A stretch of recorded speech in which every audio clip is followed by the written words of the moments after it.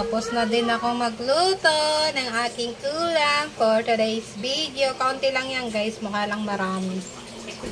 Kainan na! Yummy! Meron ako dito leftover na pork. Lakuin ko ulit siya. Aesthetic ng aking lutoan. Check ko na. Katatapos ko lang magprito ng ulam ng mga bata. At ito naman yung aking ulam.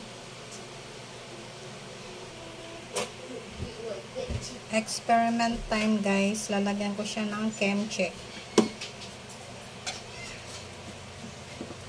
Super bet na bet ko talaga tong kimchi. Mga mga guys, mga tita. Ayan. Lagyan natin ng kimchi. More kimchi, mas masarap. Lagay na natin lahat. Ayan. Luto naman na yung leftover lang naman yan. Kailangan ko nang maubos to lahat. Wow. Hey, yo! Yung aming half kilo na pork, may natitira pa rin talaga. Lagyan ko ng tokwa.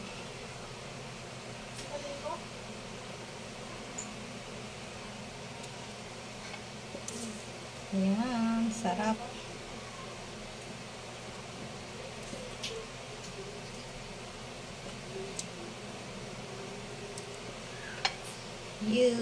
Anong tawag dito guys? Comment down below. Leftover with kimchi. Yes.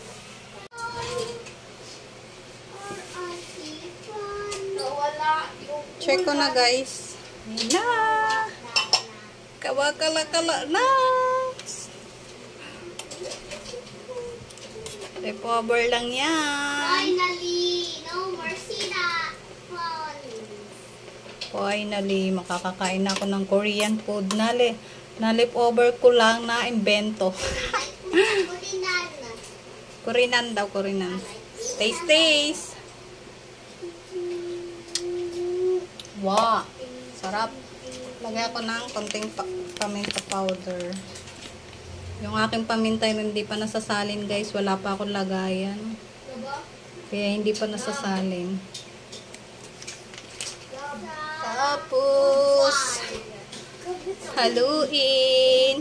Yummy, yummy. Sarap sanang may gulay guys. Maraming gulay. Kaso walang gulay sa rep. Madalang lang lumabas guys para tipid. Kasi pag lumabas, makakabili ka ng kung ano-ano. Yan.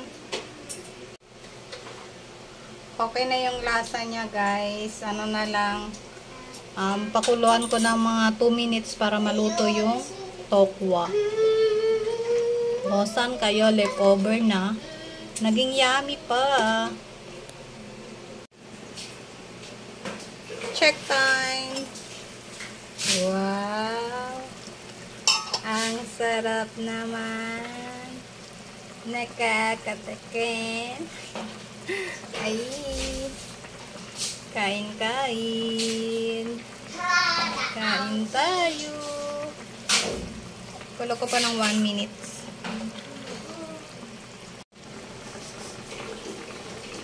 Luto na yung aking kimchi soup na imbento. Patayin ko na yung apoy. Yan na. Tapos na din ako magluto ng aking ulam for today's video. Kaunti lang yan guys. Mukha lang marami. Kainan na. Yummy.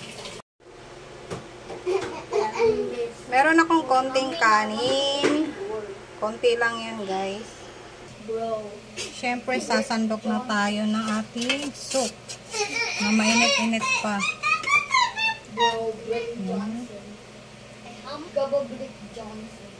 Pagpulay natin sa I have